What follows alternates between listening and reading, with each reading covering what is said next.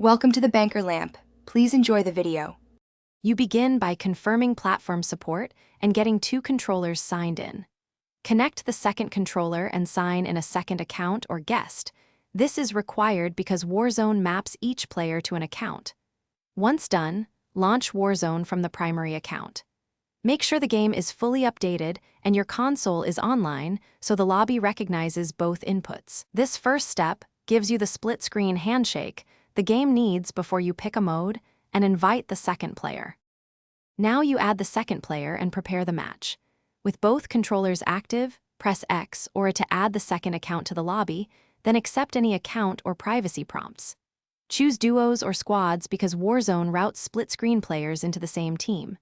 Make sure controller assignments are correct and disable any conflicting settings, like platform-restricted privacy or controller remapping, that could block the second input. Once your party shows 2 players, verify loadouts and perks for each slot before deploying. You finish by starting the match and confirming split-screen displays for both players. Hit deploy or start match. The second view usually appears during the lobby to deploy transition. If the secondary screen is black or controller is not detected, reconnect the controller physically or repair via Bluetooth, sign out and sign in the guest account, and reboot the game. Also make sure both players are on the same console generation and the game is updated. These fixes solve most split-screen issues quickly. Thanks for watching. If this was helpful, leave a like and consider subscribing. See you next time.